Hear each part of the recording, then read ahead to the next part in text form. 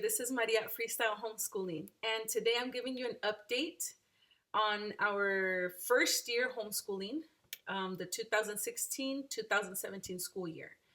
Before that, both my children were in the public school system, and this was our first year that we decided to homeschool.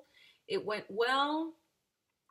There were times when it was a little difficult. There were times that we had to take breaks and kind of de-school a little bit. I had to take breaks because before I knew it, I was pretty much replicating school in our home, which is not what I originally wanted. I wanted my kids to enjoy learning, enjoy books, enjoy science, nature, things like that. And there were times when I'd start doubting myself. Are my children learning? Am I doing enough? Are they doing enough? Are they actually understanding what we're trying to learn? And then I'd get all complicated in the academics part of it, and then I'd start replicating school at home, which is not what I wanted. But we learned a lot. I learned what my children like to do, what they enjoy. My son had a little more difficulty because he's the oldest. He went to public school from preschool all the way up to fifth grade. So he was used to the public school setting. Whenever I'd ask him, what do you want to learn? He was like, I don't know, whatever you want me to do. So he was used to always pretty much being told, this is what you're learning, read these pages, answer these questions, move on to the next subject. This is what we're going to learn. And I wanted him to have that freedom to be creative, to, try to find his interests and try to figure out what he wants to do in life, or just simply to enjoy learning. But he was so used to just being told what to do, what to work on. So he's the one that had a little more difficulty. But we did take times where he kind of de-schooled, and I just let him, read books and try to find interesting books in the library, things like that. My daughter did not have a hard time because she's little, but she is very creative. She likes a lot of hands-on. That was a little challenging for me because I'm not a hands-on person, which I'm trying to look into what type of activities and things we'll be doing next year for her that are a little more hands-on, maybe unit studies, things like that. We pretty much learned what works for us and what doesn't work for us. Yes, I spent money on a few things, some curriculum that we ended up only using the very beginning of it, didn't work out, had to switch, things like that. But I'm probably going to try to sell those books and curriculum that we didn't use. Hopefully at a used curriculum sale. I'll see. Maybe I'll hold on to it. I don't know. I'll figure that out. But the update that I want to give is over the summer, I was planning on doing a little bit of academics in the summer, but no, I changed my mind. We're just going to enjoy the summer, go to the library, let the kids pick the books that they want, maybe do, board games. I do want to try to spend a little bit more time outside, going for walks, doing nature. So it's just going to be fun.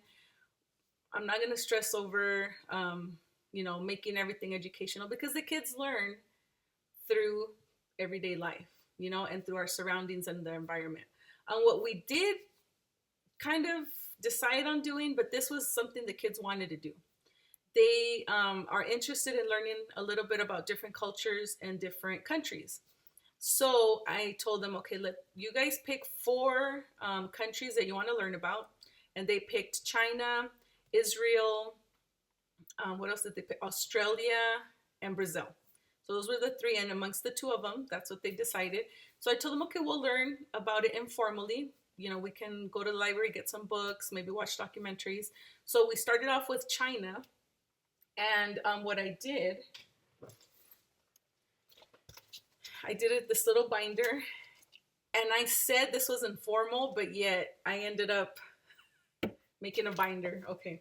But made the little tabs. We started off with China. We're starting off with China, then Israel, and then we'll write in the rest of them. And what I did, I just printed out some pages where they can fill in just basic facts. Okay. And I don't remember where I got these from. Okay, I don't remember where I got this from, but if you Google um, country notebook pages, something like that. If you Google that, you'll find some. And on Pinterest, you can find some as well. And then another thing I found, and I thought this was really cute, is I printed out this like little passport. The inside, they can write their information if you want to put a picture. And then you're going to put stamps in here. And this came with these little stamps of each country. So for example, once we cover China, and we're not going to go in depth, we just want to learn a little bit about each country. So then once they cover China, we can cut it out and then glue it on in here. And these I did get from Paradise Praises. Here's the website, paradisepraises.com. Okay, and I will show you just a quick look at the books we're going to review for our China unit study, The Great Wall. And I'm just going to show them to you in case you want to do a study in that way. And I'll do another video where you can see the inside of it. I don't want to make this video long. Okay. Here's another one, China, a portrait of the country through its festivals and traditions. Colors of China. This is a cute one. The Story of Ping. This is a really nice one. Asian children's favorite stories. And this one covers different stories from China, Japan, Korea. But we're just going to cover the ones that go for China. History opens windows.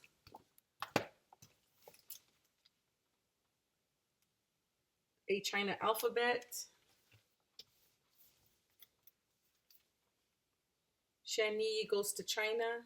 There's the author. I like this one too. The real story of Stone Soup. Sorry about that. And then there's the Magic Tree House, Day of the Dragon King.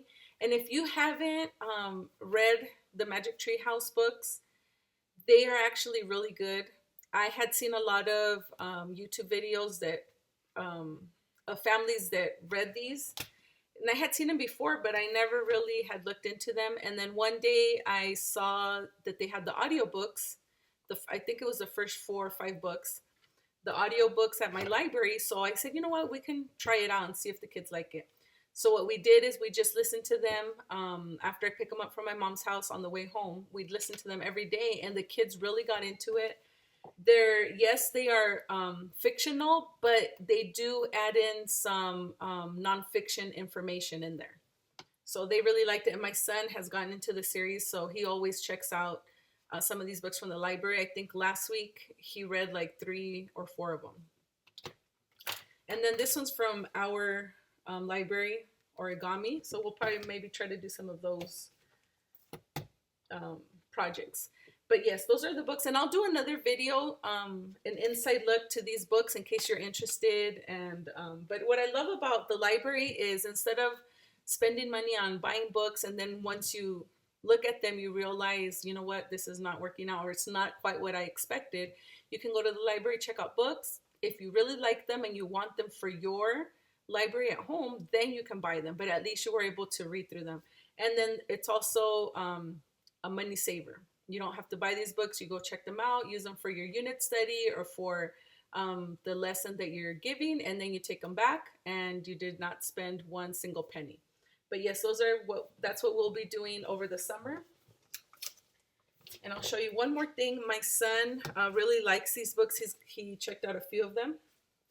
The I Survived books, San Francisco Earthquake, Shark Attacks of 1916, The Great Chicago Fire, and the eruption of Mount St. Helens. He really likes those. So that is our update for the ending of this school year. Next school year, I am already looking into what we're going to use for next school year, and we are going to have some changes. My daughter will continue only on one subject on ACE. My son will no longer use the ACE curriculum. It did not work out for him. The math was kind of a spiral approach, and that didn't work out for him. He wants more of a mastery approach. Once he grasps a concept, then he can move on to the next one. So we are looking into something else. Also, that he was doing ACE English, that didn't work out either because it has a lot of cursive writing. Like I said, he was in the public school system and he did not learn how to do cursive. We started learning cursive this year, but he was struggling with cursive, and the ACE English does have a lot of cursive practice and a lot of cursive writing. So that did not work out for him. But my daughter will continue using the ACE word building, and I am looking into a different math approach for her as well. But we will have changes, but I will post another video once I receive my curriculum. I kind of order in batches. That way, I don't spend a lot of money all at once. So what I like to do, I get a few things one month, I'll get a few things another month. And I also like to look for used curriculum. If you have never gone to thriftbooks.com, you can find you can find certain books. Yes, you have to continually check because, if there's a good book at a good price, it will sell quickly. So you have to continually check. That's thriftbooks.com. And so I like to buy curriculum, in batches. That way it doesn't hurt the pocketbook. So that is our update, and stay tuned for more videos. Like and subscribe, and I hope you enjoyed watching.